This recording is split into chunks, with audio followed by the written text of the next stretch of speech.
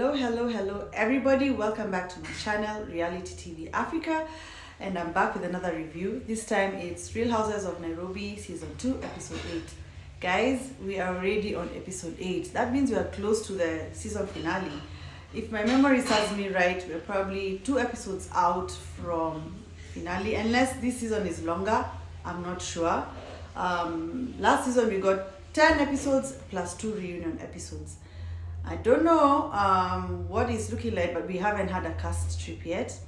Guys, I know where they're going.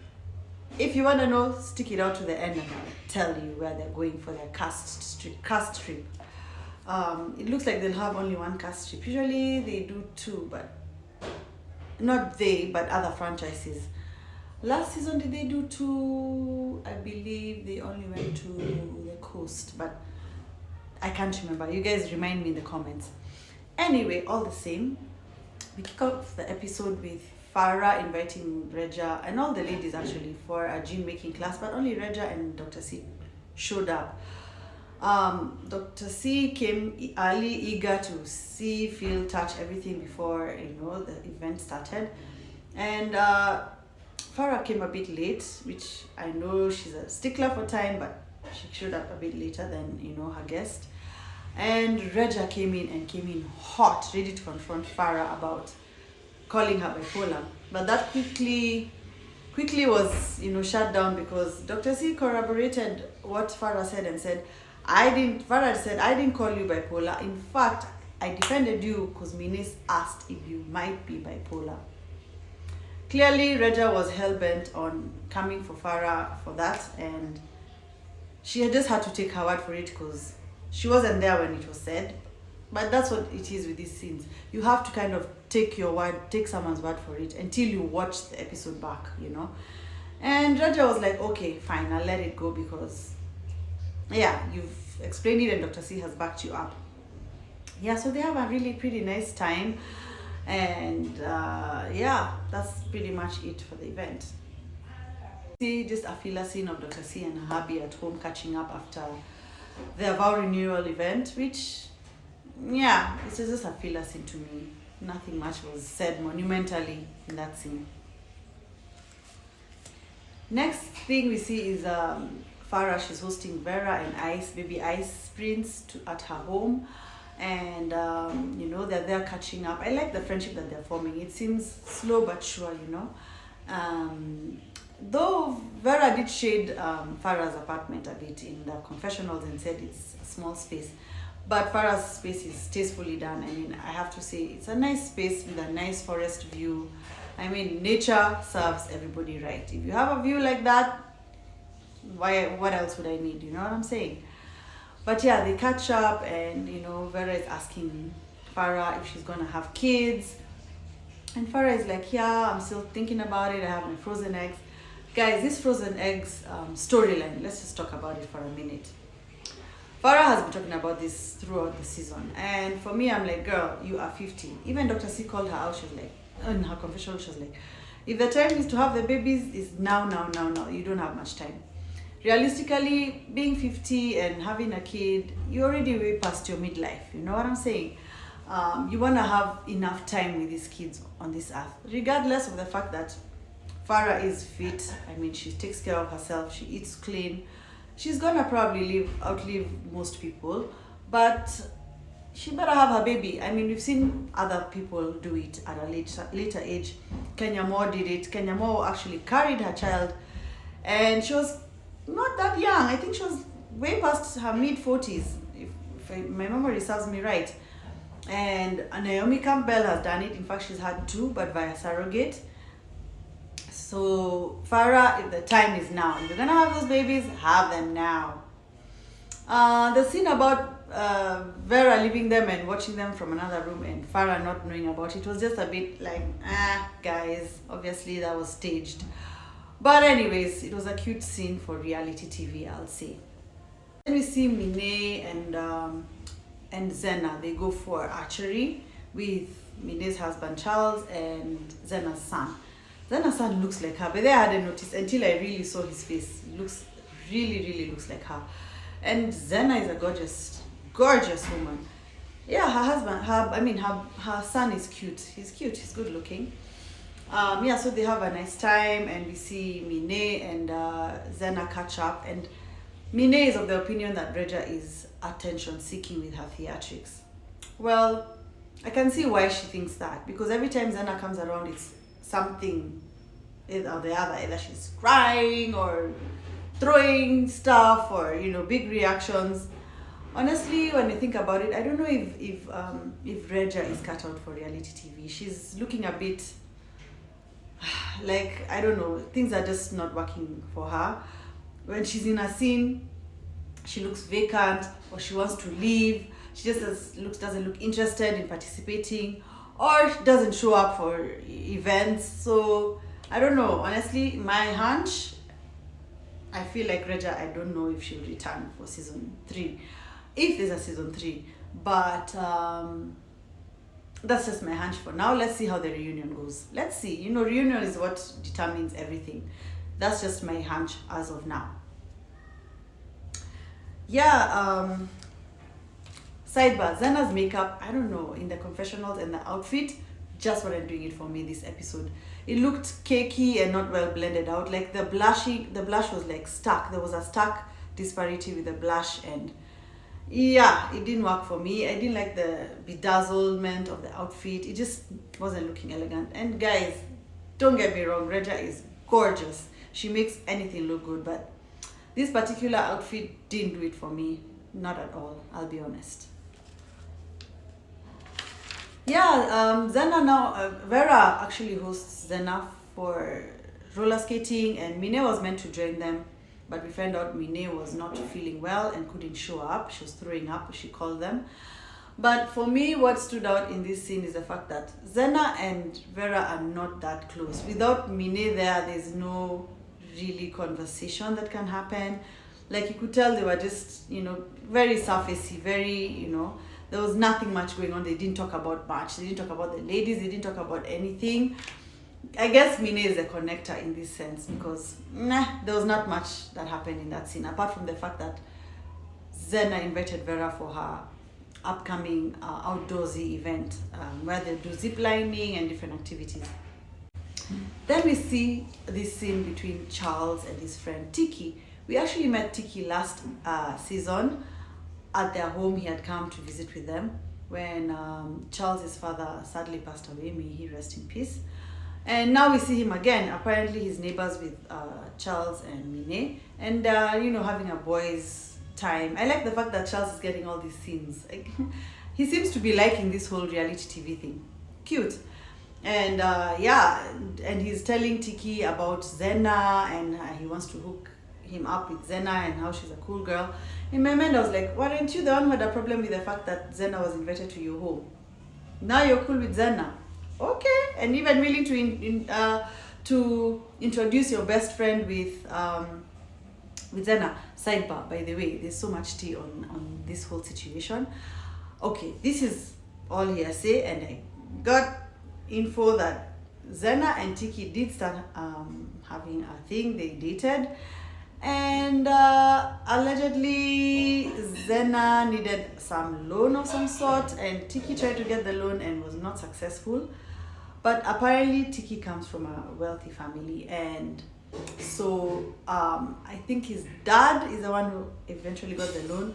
And I hear, and guys, this is just hearsay, please don't come for me, it's just hearsay, but I hear that Zena switches up and starts dating Tiki's dad. Now, whether that's true or not, I'm not sure, but that's just what I heard. Word on the curve. Allegedly. So this scene where Charles and Tiki are catching up, Charles talks about a white party. For me, this white party, he's in the confessional, he even said he wants it to be an annual thing.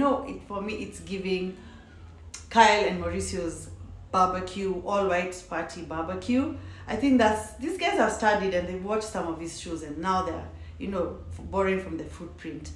And I like it. I like, at least there's at least, how do I say? He's not just doing things, he's doing them methodically. And yeah, borrow from the best. Don't reinvent the wheel. Yeah, that's pretty much what he's doing by creating an all-white party. Let's see how that event goes.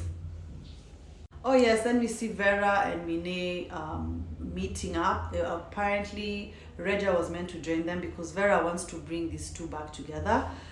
But again, Regia is a no-show, guys. Like I said, does this lady really want to be on this show? Because at this point, she's just either not showing up, either not feeling the event and leaving early, looking vacant and disinterested.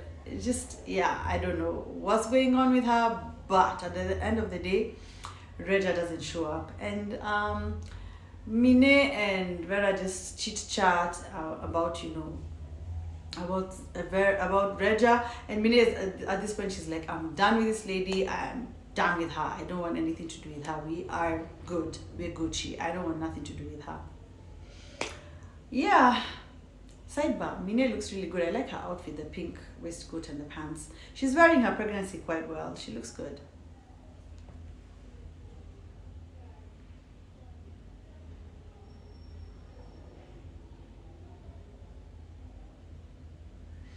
Yes, then we get to the ziplining event and all the ladies show up, even with Vera pranking Zena, but they all show up.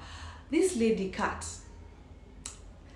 I've also heard some things about her. There was a controversial situation that took place with some TikTok influencers, and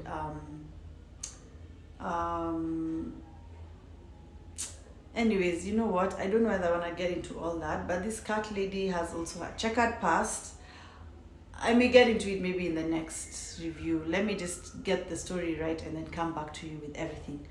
But for now, she's also Zena's good friend. She's showed up a lot in this season with Zena, and she's there with Zena, and Zena is calling Dr. C, and Dr. C, she's calling Dr. C to kind of make an alliance with her for them to come for Farrah.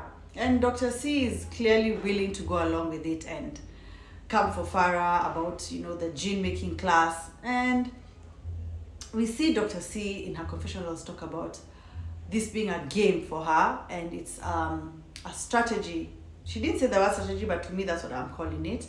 And she said something interesting. She said, I'm going to be the Trojan horse.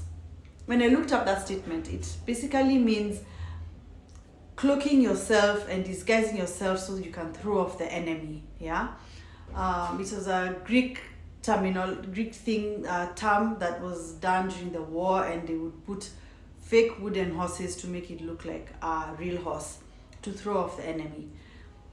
So I'm asking myself, who's the enemy here? Is it Zena? Because Dr. C, she's a smart lady, and I think she's kind of read the book of how to be a reality TV personality. I'm really enjoying watching Dr. C and how she's moving. She's moving a bit slippery, a bit flip-floppy. That's what is coming off to me, because even in the scene where they sit down after all the activities, Dr. C starts off the conversation and says, Farrah, you broke girl code by taking me for a gene making session when I'm interested in making a gene. And Farrah is even confused. In fact, Regia is even more confused. You could see even in her face, she's looking at Dr. C like, weren't you there having a good time, making the gene, thanking Farrah? It was giving flip-floppy, it was giving, girl, what are we doing? Anyway, Farrah even is like, Dr. C was very appreciative, she was very happy to be there, only for her to come for me at this event seemed a little odd. All the same, Farrah clarified the fact that it was a gene making class and it was not a gene tasting. I could tell when Farrah clarified that it was a gene making class, that kind of threw off Zena, but Zena was not still having it. She was going to come for her regardless. And she was like, yeah, you and, trying to bring a competitor business of mine on the show, which is just wrong and not cool. And Mine was it's like Mine hadn't been briefed on the fact that they were going to be coming for Farrah. But she quickly got on and jumped on that whole bandwagon and came for Farrah like, that's wrong, we don't do that over here, blah, blah, blah. And, proceeds to shade even Farrah's looks and says, you should get a refund for that Botox that you're claiming that you've been going for. And in that moment, I was like, Mine, when are we gonna come up with more original content and shade? Like, are we just gonna be shading people for their age and their looks? Like, girl, we're over that. Like, I don't know. It's not working for me. Season 1, I guess she was the sweetheart of the season, but now everyone is like, girl, we are tired of you shading people the same old. And yeah, and I like the fact that Farrah stood up for herself. She was like, girl, listen, that is a low blow. We're not gonna do that because what are you trying to say about my looks? And I like the fact that even Farrah goes like in her confessionals, let's see how Mine looks at my age. Let's see how she look. Farrah, by the way, looks fantastic. She works out. It's clean. The girl takes care of herself. I mean, she looks good. So these girls coming for her looks or coming for her body, shady. I mean, guys, let's give it 100. Farrah looks good.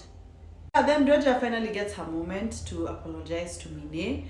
And it seemed very heartfelt and genuine. Like, she looked like she was even emotional while she was apologizing. And Mine was like, okay, she took the apology, but she's like, I'm still gonna keep Reja at arm's length after seeing how she moves and how she is. Which I would also be cautious, because the girl is unpredictable. I mean, Mine even went with security to meet Vera, and Reja didn't show up. She went with security. I mean, it's a bit over the top, but understandable. You know what I'm saying? Yeah, it's understandable. Yeah, Mine invites the ladies for a white party, her husband's white party, which we'll get to see next episode. And clearly the ladies are psyched for it. Dr. C looks like she's up to something. And even when we look at the preview of the upcoming episode and how explosive it was, Dr. C came in a red dress when the invite was clearly all white. And she gets into it with Reja and I think Zena, if I'm not wrong. And I'm curious to see what that looks like and what that's about. But nevertheless, I said I'd give you guys exclusive tea on where they will be going for their trip. And I have it under proper advisement that they'll be going to Samburu. Samburu is in Kenya. It's on the, I think I want to say Samburu. Yeah, it's like a wildlife conservancy where it's like a safari, exclusive place for safari. I don't know where they'll be staying, but that's where they'll be going for their trip. And yeah, we'll get to see what takes place while they're there. Personally, I don't know how things will play out, especially after next week's episode where things get explosive at Mine's party, Mine and Chelsea's all-white party. But yeah, guys, that's it for my review today. I hope you enjoyed listening to what I had to say, my thoughts on some of the scenes. Guys, comment, like, subscribe, share, so that guys can know that I'm over here doing these reviews and the algorithm can push out my content. Guys, it's been real. I'll let you guys enjoy the rest of your weekend and I'll catch you on my next review. Bye!